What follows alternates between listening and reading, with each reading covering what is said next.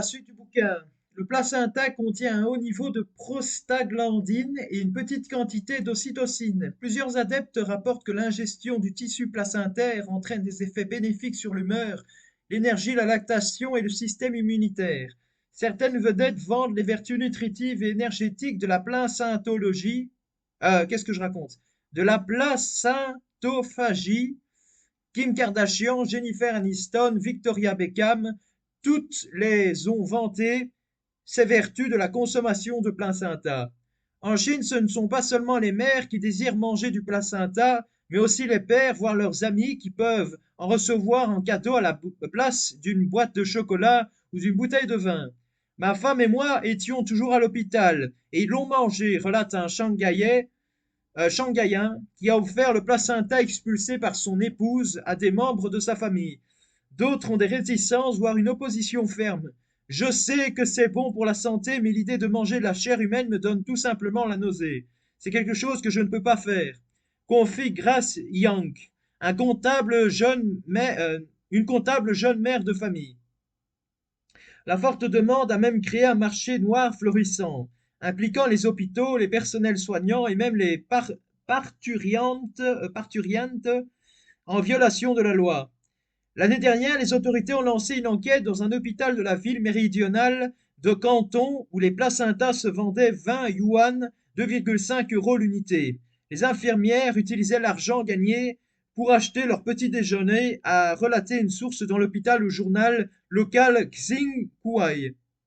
Dans d'autres régions de la Chine, par exemple dans la ville de Jinan Est, les placentas atteignent un prix plus élevé. Les vendeurs ne demandent pas moins de 300 yuan, 37 € la pièce, la plupart provenant des hôpitaux selon la presse officielle. Source.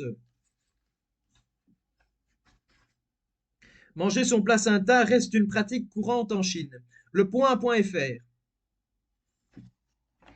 La pratique de vente est pourtant interdite depuis 2005. Ce commerce illégal est issu de vols en milieu hospitalier, selon une enquête du South China Morning Post. Ces pratiques ont également cours sur les sites de déchets médicaux et dans les funérariums.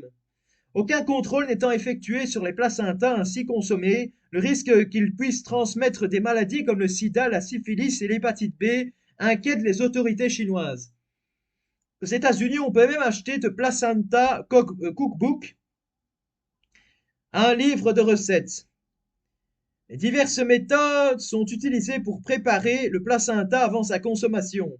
Consommation de placenta cru immédiatement ou après congélation.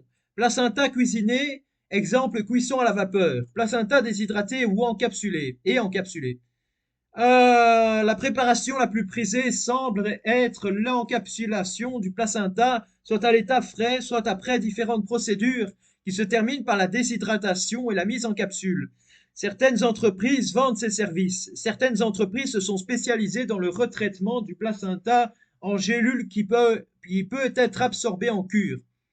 D'un point de vue procédural et scientifique, on retient les éléments suivants. Il n'existe aucune procédure standardisée pour l'encapsulation du placenta. On ne dispose pas actuellement de données scientifiques pour appuyer les bienfaits de la consommation de placenta humain sur la santé. Certains scientifiques ont mis en évidence des risques possibles pour la mère et pour leur bébé notamment.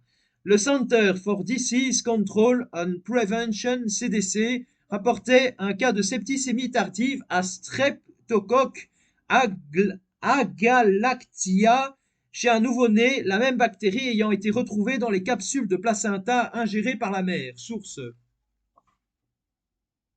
CDC 2016, Late Onset Infant, groupe B, Streptococcus infection associated with maternal consumption of capsules containing dehydrated placenta, Oregon.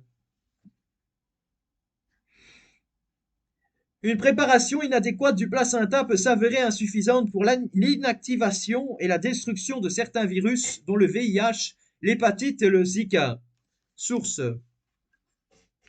A.FARR, je vais y arriver, A.FARR et Collab 2017. Human Placentophagy Review. American Journal of Obstetrics and Gynecology. Un risque appréhendé pour la santé en raison de l'accumulation de toxines dans le placenta. Source S.M. Young et Collab, 2016. Human placenta processed for encapsulation contains a modest concentration of 14 trace minerals and elements. Nutrition Research. Récemment, Santé Canada émettait une alerte. Source Santé Canada 2018. Rappel et avis de sécurité. La consommation de produits contenant du placenta humain non homologué au Canada peut présenter de graves risques pour la santé. 27 novembre. Visant la consommation de produits contenant du placenta humain, invitant les citoyens à signaler toute vente ou publicité non conforme de placenta humain destiné à la consommation.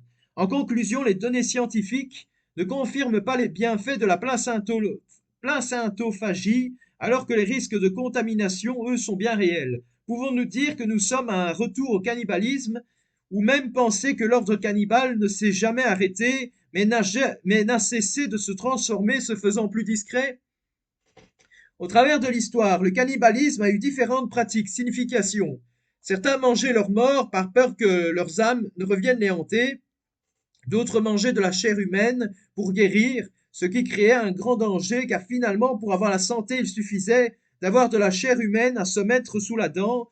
Les Tupinambas mangeaient non pas leurs morts, mais leurs prisonniers. Pour les Tupinambas, manger l'ennemi est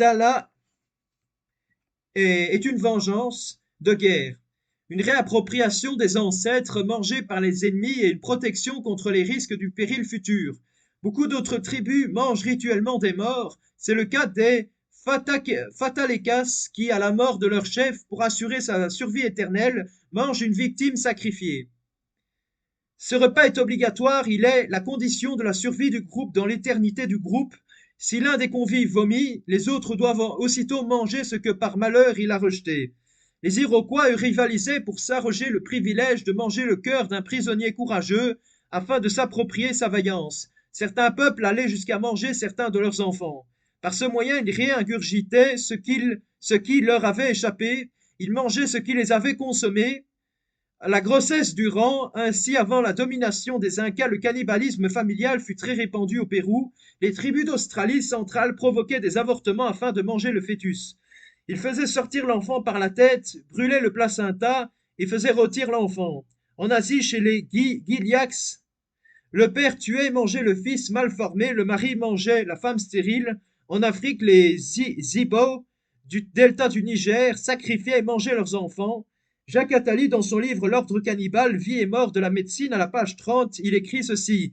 De nos jours, le cannibalisme est encore pratiqué aux îles Marquises, à l'intérieur de la Nouvelle-Guinée, en Mélanésie, aux îles Fidji, en Nouvelle-Zélande et à Sumatra. Aujourd'hui encore au Cambodge et au Vietnam, on fait avorter des femmes à 7 mois de grossesse pour donner les fœtus à manger au cadre supérieur.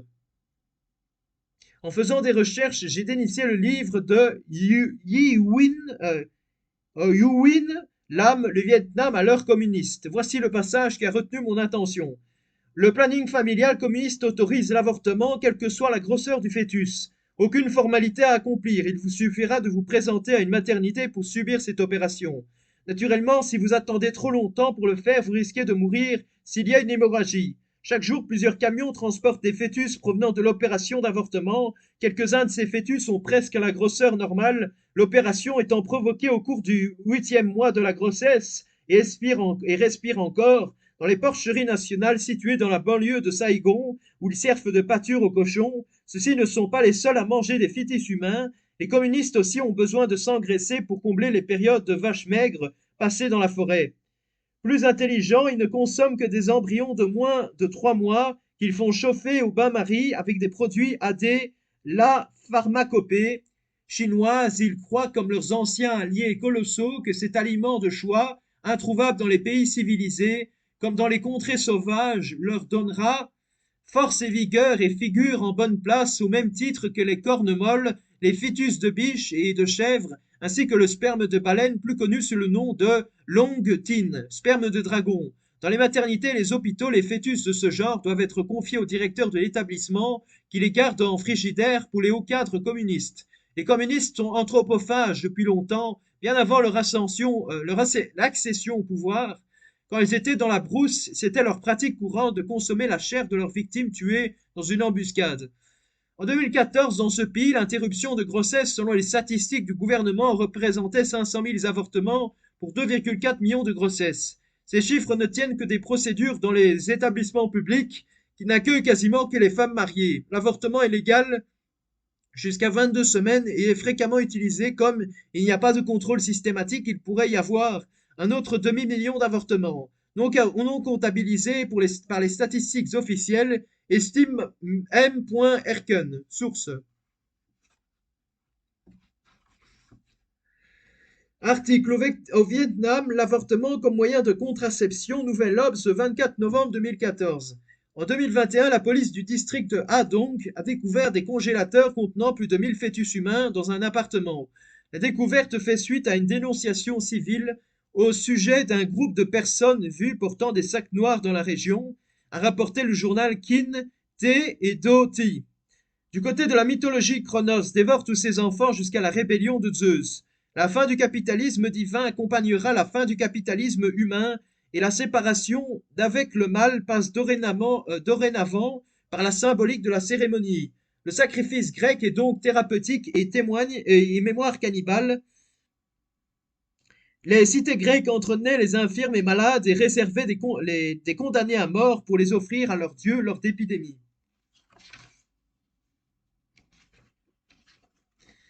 Trafic d'organes. Au trafic d'êtres humains, malheureusement toujours très actuel, vient s'ajouter depuis quelques décennies une nouvelle forme de trafic. La vente d'êtres humains par morceaux, le trafic d'organes et l'exercice illégal du commerce d'organes. Il comprend le prélèvement d'un organe ou d'un tissu humain sur des personnes vivantes ou décédées en vue d'une transplantation. Le commerce illégal d'organes vise particulièrement les populations vulnérables et pauvres, souvent dans des pays peu ou très peu développés. Il est souvent exercé par des réseaux mafieux en raison des difficultés à se procurer des organes et des risques courus pénalement.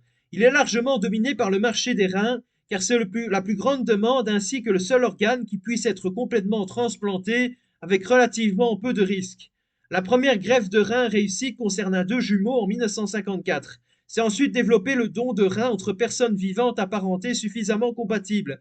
Aujourd'hui, le trafic d'organes compte pour 10% des 70 000 reins transplantés chaque année à travers le monde. La Chine, l'Inde, le Pakistan, l'Égypte, le Brésil, les Philippines, la Moldavie et la Roumanie sont les pays où le trafic est le plus important.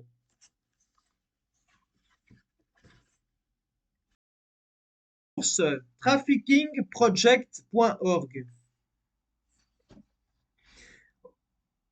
Dans son rapport sur le trafic d'organes en Europe, la Commission des questions sociales, de la santé et de la famille du Conseil de l'Europe écrivait: à l'échelle de la planète, le trafic d'organes n'est pas un problème nouveau. Dans les années 80, des experts ont commencé à remarquer une pratique baptisée par la suite tourisme de transplantation. Des riches asiatiques se rendaient en Inde et dans d'autres régions du sud-est asiatique pour obtenir des organes de donneurs pauvres. Depuis, d'autres destinations ont vu le jour, telles que le Brésil et les Philippines. Selon certaines allégations, la Chine ferait commerce des organes prélevés sur les détenus exécutés. La vente d'organes se poursuit en Inde malgré les nouvelles lois du pays qui rendent cette pratique illégale dans la plupart des régions. Si les estimations actuelles suggèrent que le commerce illicite d'organes se maintient à un niveau relativement modeste en Europe, ce problème ne perd rien de sa gravité car il est très probable qu'avec les nouveaux progrès de la médecine, le décalage entre l'offre et la demande d'organes continuera de se creuser. Source Archive doc.982-223 Juin 2003 Trafic d'organes en Europe. Rapport Commission des questions sociales, de la santé et de la famille. Face à la pénurie d'organes, certains patients se rendent à l'étranger pour se faire greffer un organe acheté au marché noir. Le moyen d'acquisition d'organes illégal le plus répandu est le tourisme de transplantation. Les donneurs se rendent dans des centres médicaux de pays en développement. D'autres formes de commerce illégal d'organes consistent en l'utilisation d'un pays tiers pour la transplantation ou bien l'acheminement des donneurs dans le pays du demandeur d'organes. C'est notamment le cas des Moldaves aux États-Unis ou de Népalais en Inde. Source news.bbc.co.uk. Archive. L'État profite parfois de ce commerce pour son développement économique. Le Pakistan est une plaque tournante de ce commerce. Source. Walsh D. Transplant tourists flock to Pakistan where poverty and lack of regulation fuels trade in human organs. The Guardian 2005, 10 février. Il existe également des sites internet de commande d'organes depuis la Chine, le Pakistan et les Philippines. Source. SCIE lospe.org. Archive. Selon les partisans de la vente d'organes, le fait d'autoriser la vente libre d'organes permettrait la suppression du marché noir et des vols d'organes selon certains libertariens. L'interdiction de la vente d'organes est une atteinte à la liberté de chacun de disposer de son corps. Chaque individu a le droit fondamental d'utiliser son corps, d'en tirer profit et d'en abuser en se droguant, en se suicidant, en se mutilant, etc. Cependant, cela implique que l'individu assume ses responsabilités et donc qu'il n'en fasse pas supporter le coût à la communauté par la sécurité sociale. À très bientôt pour une prochaine vidéo.